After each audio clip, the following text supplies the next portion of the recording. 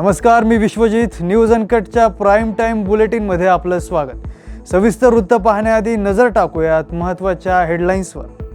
शक्तीपीठ महामार्गाविरोधात विधान भवनावर मोर्चा. 12 जिल्ह्यातील हजारो शेतकऱ्यांचा आझाद मैदानावर एल्गार.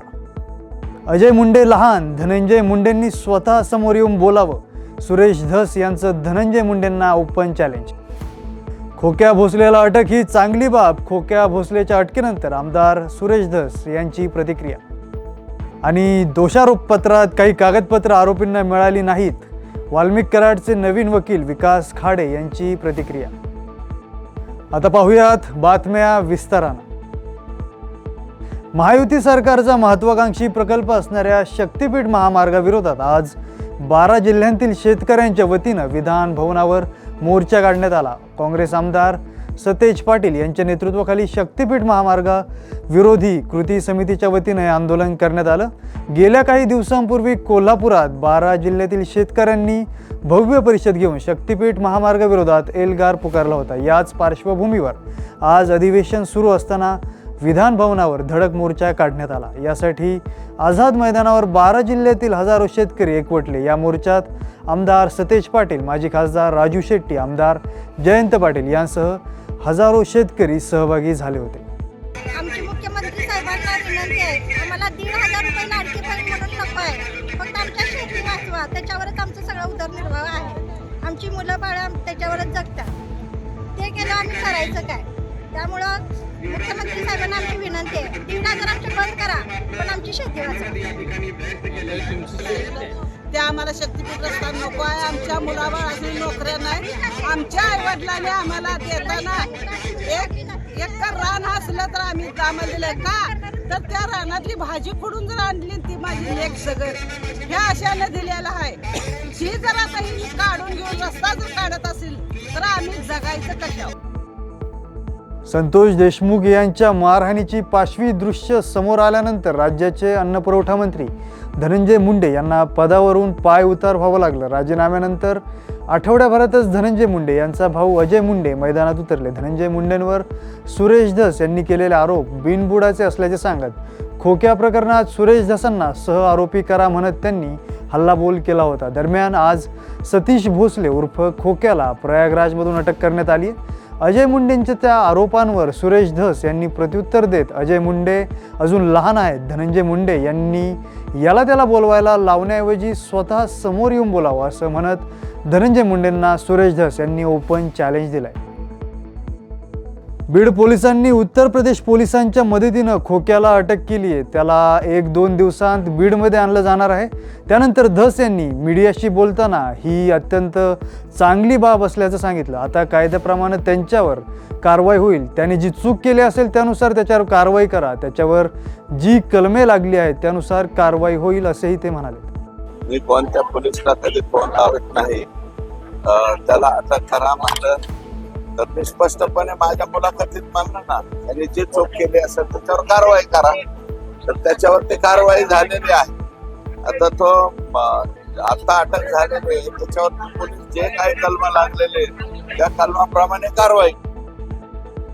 मयत सरपंच संतोष देशमुख हत्या प्रकरणातील आरोपी वाल्मिक कराड यांच्या अगोदरच्या वकिलानं माघार घेतल्यानंतर आता वाल्मिक कराडचे नवीन वकील विकास खाडे यांनी आज बाजू मांडली.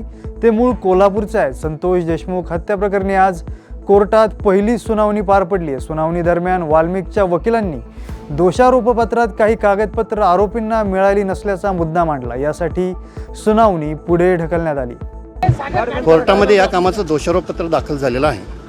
त्या दोषारोपपत्रातले बरेचसे कागद आहेत जे आरोपींना मिळणं गरजेचं आहे, ते अजून मिळालेले नाही आणि त्याची आम्ही मागणी केलेली आहे. ते पुढच्या तारखेपर्यंत मिळून जाईल. ते सगळे कागदपत्रांवरती स्पेसिफिक अर्ज दिला आहे. पुढच्या तारखेला आपल्याला समजून जाईल. पण हे दोषारोप अर्धवट आहे असं म्हणतात. अर्धवट नाही, काही कागदपत्र नाही, काही कागदपत्र कोर्टाच्या मूळ फाईलमध्ये आहेत, ते आरोपींना उपलब्ध झालेलं नाही. सोबत देणं गरजेचं होतं नाही. ते काही म्हणजे जबाब असतात की जे कॉन्फिडेन्शियल असतात, ते मेहरबान कोर्टासमोरच ओपन होतं. हे रुटीन प्रॅक्टिस. Routine practice. नाशिकच्या गंगापूर रोड परिसरातील दत्त मंदिर चौकात कृष्णा आंधळेला बघितल्याचा दावा स्थानिक नागरिकांनी केलाय। पोलिसांनी या घटनेची तात्काळ दखल घेऊन घटनास्थळी पोहोचत परिसरातील CCTV फुटेज तपासले। CCTV फुटेजवरून तपास सुरू झाला असून दुचाकीवर कृष्णा आंधळे एका साथीदारासह सकाळी 9:30 वाजता दिसल्याचा दावा एका नागरिकाने केलाय। कुणाला बघितलं आणि काय झालं? सकाळी 9:30च्या दरम्यान जेव्हा तिथून मी निघालो, आनंद हाईट्सच्या मी राहतो, दर्शनाला दत्त मंदिरापाशी जेव्हा येतो मी, किंवा सकाळी रोज येतो, संध्याकाळी सकाळी रोज गर्दी असती, ज्येष्ठ नागरिक पण लोक असतात, त्या फांद्याचे तिथं 2 जण उभे होते। माझी नजर गेली तर कोण आहे काय आहे, कारण काय हल्ली जे काही प्रकार चालू आहे महाराष्ट्रात ते आपण रोज बघतोय। त्यांनी जेव्हा मास्क खाली केला लगेच ओळखलं का हा कृष्णा आंधळे, आणि कृष्णा आंधळे असताना लगेच 9:42 गंगापूर पोलीस स्टेशनला फोन केला आणि तो मखमालाबादच्या दिशेने निघून गेला। हे मी बघितलं। 10,000% तो कृष्णा आंधळेच होता आणि तो 100% नाशकात आहे हे मी सांगू शकतो। बातमीपत्रात वेळ झाली आहे एका छोट्याशा विश्रांतीची, लगेचच परत येऊयात। तोपर्यंत पाहत राहा न्यूज अनकट। ऐतिहासिक वारसा लाभलेला मराठ मुलूक महाराष्ट्र। या महाराष्ट्राला विविध रंगी छटा आहेत। साहित्य, कला, पर्यटन, नृत्य, भाषा, संत परंपरा अशा विविधतेने तो नटलेला आहे। हीच गौरवशाली विविधता जपत स्वरंग मराठी केवळ महाराष्ट्राच्या सांस्कृतिक संहितेपुरते मर्यादित न राहता समकालीन नवकल्पनांवर आधारित कार्यक्रमांद्वारे मराठी मनोरंजन विश्वात स्वतःची एक अनोखी जागा निर्माण करत आहेत। मराठी मनोरंजन क्षेत्रातील उत्तम दिग्दर्शक, लेखक आणि निर्मात्यांच्या प्रतिभेचा पुरेपूर वापर करून मनोरंजनाचा आगळा वेगळा रंग उधळण्यास आम्ही सज्ज आहोत। स्वरंग मराठीचे उद्दिष्ट मराठी मनोरंजन क्षेत्रामध्ये मनोरंजनाची वहिवाट सोडून, रूढीवादी पद्धती तोडून मनोरंजनाचा समृद्ध अनुभव प्रदान करून देण्याचा आहे। म्हणूनच यात विविध पद्धतीचे मनोरंजक आणि माहितीपूर्ण कार्यक्रम स्वरंग मराठीवर बघता येतील। शेवटी एकच, धकाधकीच्या जीवनात धांगडधिंगा करण्यापेक्षा बसूया, हसूया, गाऊया, जगूया। नाती गोती श्रावण मोती गावामधले जिवंत रंग, नाती गोती श्रावण मोती गावामधले जिवंत रंग। चला जोडूया, चला पाहूया, जशी संस्कृती तसा स्वरंग। बातमीपत्रात पुन्हा एकदा स्वागत। आता पाहूयात उर्वरित काही महत्त्वाच्या घडामोडी। राज्य शासनाच्या 100 दिवस कृती आराखड्याअंतर्गत पोलीस आपल्या दारी हा उपक्रम राज्यभरात राबवण्यात येतोय। याच उपक्रमांतर्गत नाशिकमधील अंबडच्या पोलीस उपायुक्ता मोनिका राऊत यांनी खुटवडनगर येथील नागरिकांसोबत संवाद साधला। यावेळी नागरिकांशी चर्चा करत अधिकाऱ्यांनी त्यांच्या तक्रारी जाणून घेतल्या। यावेळी खुटवडनगर या ठिकाणी पेट्रोलिंगचे नियोजन करण्याचं आश्वासन देत त्यांनी आपत्कालीन परिस्थितीमध्ये 112 या क्रमांकावर संपर्क साधण्याचं आवाहन केलंय। या ठिकाणी करायचं आहे। बऱ्याच वेळा OTP विचारणं, काहीतरी वेगळी लिंक ह्या ठिकाणी पाठवणं, काहीतरी वेगळ्या पद्धतीने ह्या ठिकाणी मॉर्फ करून ह्या ठिकाणी पिक्चर पाठवणं, अशा प्रकारचे ह्या ठिकाणी लिंक आपल्याला पाठवायला सुरू झाले। तर अशा कुठल्याही लिंकवरती आपण टच करू नका किंवा ती डाउनलोड ह्या ठिकाणी करून घेऊ नका। त्याच्यामुळे काय होतं, तुमची ह्याच्यातली सगळी माहिती त्या समोरच्या माणसाला ह्या ठिकाणी निघून जाते आणि मग त्याच्यानंतर मग तो तुम्हाला ब्लॅकमेल करणं सुरू होतं, तुमच्याकडून पैशाची मागणी करणं ह्या ठिकाणी सुरू होऊन जातं। तर पहिली खबरदारी आपल्याला अशी घ्यायची की कुठल्याही प्रकार। अमरावती जिल्हा सामान्य रुग्णालयाला जिल्हाधिकाऱ्यांनी भेट देत विविध कामांचा आढावा घेतला। यावेळी नव्याने सुरू होत असलेल्या मेडिकल कॉलेजबाबत त्यांनी आढावा घेतला असून लवकरात लवकर येथे आवश्यक सोयी उपलब्ध करून देण्यासंदर्भात त्यांनी अधिकाऱ्यांना सूचना दिल्या। करण्यात आली होती, कारण की इथे मेडिकल कॉलेजसुद्धा सुरू होत आहे, त्याचंसुद्धा काही वॉर्ड सुरू होणार आहे। तर त्या संदर्भात जे काम झालेलं आहे PWD मार्फत ते कोणते प्रगती स्तरावर आहे, कोणत्या स्तरावर त्याची पाहणी होती। तो आता सिव्हिल वर्क बऱ्यापैकी झालेला आहे आणि खूप चांगली प्रगती आहे कामामध्ये सुद्धा। आणि आता जे सेकंड इयर GMCचा सेकंड इयर सेशन स्टार्ट होणार आहे, त्याच्यासाठी ही सगळी तयारी करण्यात आली आहे। तो इरविन हॉस्पिटल त्यांना मदत करणार आहे मेडिकल कॉलेजला, आणि त्यानिमित्ताने इंटरनलसुद्धा काही चेंजेस होते, कारण की इरविनमधली जागा त्यांना दिली जाणार आहे हँडओव्हर। भंडाऱ्यात गांजा तस्करी करणाऱ्या दोघांना तुमसर पोलिसांनी अटक केली आहे। खापा चौकात कारवाई करत 6.5 किलो गांजा पोलिसांनी जप्त केलाय. सदर मालाची किंमत अंदाजे 1,31,800 रुपये इतकी असल्याची माहिती तुमसर पोलिसांनी दिली. याबाबत मध्य प्रदेशातील भुरा निरपतसिंह धाकड आणि यशवंत हरिगोविंदसिंह धाकड या दोघांना पोलिसांनी ताब्यात घेतले. दुचाकीने गांजाची विल्हेवाट लावण्याच्या तयारीत असताना या दोघांना तुमसर पोलिसांनी रंगेहात पकडले. आता या तस्करी मागील मुख्य दलाल कोण याचा पोलीस तपास करत आहेत. मस्साजोगच्या देशमुख यांच्या एका नातेवाईक सरपंचानं आणि त्यांच्या सहकाऱ्यांनी एका तरुणाला अमानुषपणे मारहाण करतानाचा व्हिडिओ चांगलाच व्हायरल होतोय. धनंजय देशमुख यांचे साडू दादा खिंडकर बाभळगाव ग्रुप ग्रामपंचायतीचे सरपंच आहेत. याच खिंडकर यांचा एक सध्या व्हिडिओ व्हायरल होतोय. या व्हिडिओ बोकुळवाडी गावातील असल्याचं सांगितलं जाते. यामध्ये दादा खिंडकर यांच्यासह 5 ते 6 जण एका तरुणाला शेतात नेऊन बेदम मारहाण करत आहेत. हा व्हिडिओ प्रचंड व्हायरल होत असून बीड जिल्ह्यातील गुन्हेगारी वाढल्यानं खळबळ उडाली. बातमीपत्रात वेळ झाली एका छोट्याशा विश्रांतीची. लगेचच परत येऊयात. तोपर्यंत पाहत राहा न्यूज अनकट. ऐतिहासिक वारसा लाभलेला मराठ मुलूक महाराष्ट्र.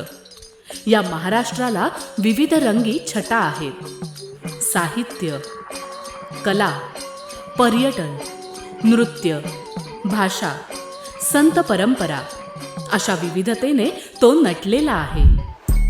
हीच गौरवशाली विविधता जपत सुवरंग मराठी केवळ महाराष्ट्राच्या सांस्कृतिक संहितेपुरते मर्यादित न राहता समकालीन नवकल्पनांवर आधारित कार्यक्रमांद्वारे मराठी मनोरंजन विश्वात स्वतःची एक अनोखी जागा निर्माण करत आहेत. मराठी मनोरंजन क्षेत्रातील उत्तम दिग्दर्शक, लेखक आणि निर्मात्यांच्या प्रतिभेचा पुरेपूर वापर करून मनोरंजनाचा आगळा वेगळा रंग उधळण्यास आम्ही सज्ज आहोत. स्वरंग मराठीचे उद्दिष्ट मराठी मनोरंजन क्षेत्रामध्ये मनोरंजनाची वहिवाट सोडून, रूढीवादी पद्धती तोडून मनोरंजनाचा समृद्ध अनुभव प्रदान करून देण्याचा आहे. म्हणूनच यात विविध पद्धतीचे मनोरंजक आणि माहितीपूर्ण कार्यक्रम स्वरंग मराठीवर बघता येतील. शेवटी एकच, धकाधकीच्या जीवनात धांगडधिंगा करण्यापेक्षा बसूया, हसूया, गाऊया, जगूया. नाती गोती श्रावण मोती गावामधले जिवंत रंग. नाती गोती श्रावण मोती गावामधले जिवंत रंग. चला जोडूया, चला पाहूया, जशी संस्कृती तसा स्वरंग.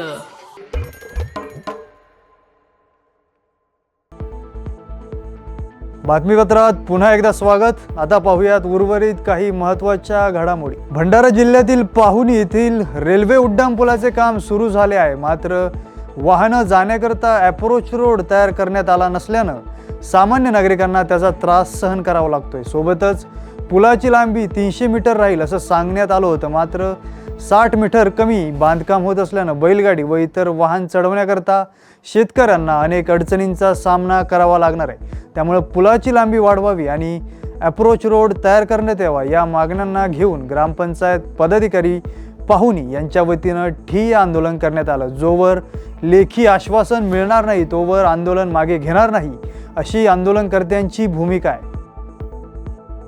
हिंदू समाजातील खाटीकांना मल्हार सर्टिफिकेट देण्यात येणार असल्याचं मंत्री नितेश राणे यांनी जाहीर केलंय. मात्र यानंतर श्री मार्तंड देवसंस्थांच्या विश्वस्तांमध्ये मतभेद पाहायला मिळतोय. या योजनेचे नाव त्वरित बदलावे अशी विनंती जेजुरी देवस्थानचे विश्वस्त डॉक्टर राजेंद्र खेडेकर यांनी नितेश राणे यांना केली आहे. श्री मल्हार म्हणजेच खंडोबा हे अवघ्या महाराष्ट्राचं दैवत आहे.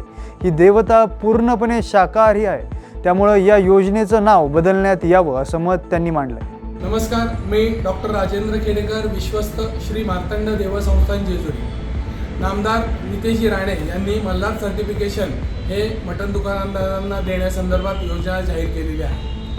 मल्हार म्हणजे खंडोबा अवघ्या महाराष्ट्राचं कुलदैवत आहे. या नावातच एक मोठी शक्ती आहे. मल्हार नाव हे महाराष्ट्राची ऊर्जा आहे. मल्हार नाव हे महाराष्ट्राच्या आराध्य कुलदैवताचं आहे. कुठल्याही मटण दुकानदारांच्या संदर्भात किंवा अशा योजनांना देवाचं नाव देणं हे योग्य नाही. इतकंच नव्हे तर खंडोबा ही देवताच मुळात शाकाहारी आहे. खंडोबा या देवतेचं, मल्हार या देवतेचं मुख्या प्राण्यांवर जसे कुत्रा, बैल, घोडा, हत्ती यांच्यावर नितांत असं प्रेम आहे. म्हणून महाराजांच्या तिथं नित्य सहवास असतो. म्हणून माझी विनंती राहील नितेशजी राणे यांना की कृपा करून आपण मल्हार सर्टिफिकेशन हे मटण दुकानांना देण्यासंदर्भाचं नाव हे त्वरित बदलावं. मात्र यानंतर आता श्री मार्तंड देव संस्थानाच्या वतीनं आपली भूमिका स्पष्ट करण्यात आली असून विश्वस्तांच्या बैठकीत बहुमतानं मल्हार नावाला पाठिंबा देण्यात आल्याचं देवस्थानचे प्रमुख विश्वस्त देवकाते यांनी स्पष्ट केलंय. याबाबत विश्वास देवकाते यांच्याशी संवाद साधलाय आमचे प्रतिनिधी राहुल शिंदे यांनी. राज्यामध्ये ज्यावेळेस मटणाच्या दुकानांना जय मल्हार सर्टिफिकेट दिलं जाणार आहे त्यावेळेस जय मल्हार म्हणजे मार्तंडचं नाव वापरलं जाणार आहे, देवाचं नाव वापरलं जाणार आहे. याला तुमची भूमिका काय असणार आहे किंवा विश्वस्त मंडळाची या संदर्भात काय भूमिका आहे? खरं तर आपण बघितलं की हिंदू समाजामध्ये कुठलंही शुभ कार्य करायचं असेल, कुठलाही आपला नवीन व्यवसाय सुरू करायचा असेल तो कुलदेवतेच्या नावाने कुलदेवतेच्या स्मरणाने आपण चालू करतो. आपण बघितलं की महाराष्ट्रामध्ये असे असंख्य दुकानं आहेत ज्याला कुलदेवतेची नावं आहेत, देवदेवतींची नावं आहेत. म्हणजे समजा तुळजाभवानी मातेचं नाव आहे, खंडेरायांचं नाव आहे, मल्हार देवाचं नाव आहे, अशा अनेक आहेत. आता जेजुरी नगरीमध्येच आपण विचार करायला बघितला तर जेजुरीमध्ये अनेक हॉटेल्स आहेत, मल्हार नावाने हॉटेल आहेत, लॉजेस आहेत. बारामतीमध्ये मी राहतो, बारामतीमध्ये माझ्या हॉटेल्स आहेत, मटणाची दुकानं आहेत. तर माझं असं म्हणणं आहे की मल्हार हे खंडोबाचं नाव आहे, कुलदेवतेचं नाव आहे आणि ह्या कुलदेवतेचे नाव आपण जर वापरलं तर यामध्ये कुठलंच गैर काय सरकारच्या वतीने होत नाहीये. या उलट हा म्हणजे एक सन्मानच आहे. नाशिकची ओळख असलेल्या प्राचीन अशा श्री काळारामाच्या पूजेचे विधीही वेगवेगळे आहेत. दर एकादशीला श्रीरामाची विशेष पूजा करून वस्त्रालंकारही बदलले जातात. रंगपंचमीला श्रीरामासह इतर मूर्तीवर केशरचा रंग मानकऱ्यांकडून उडवला जातो. त्यामुळे वर्षातून एकदाच रामरायाला पांढऱ्या रंगाची वेशभूषा केली जाते. या रिवाजानुसार श्री काळाराम व इतर मूर्तींना पांढरे शुभ्र वस्त्र अर्पण करण्यात आले. आगामी होलिकोत्सवाला गुलाल उधळून तर रंगपंचमीच्या दिवशी केशर उकळून त्या रंगानं वासंतिक नवरात्र उत्सवाला सुरुवात करण्यात येणार आहे. रामरायाचं हे रूप डोळ्यात साठवण्यासाठी भक्तांनी मात्र मंदिरात गर्दी केली आहे. या बातमीसह वेळ झाली आहे प्राईम टाईम बुलेटिनमध्ये इथेच थांबण्याची. पाहत रहा न्यूज अनकट.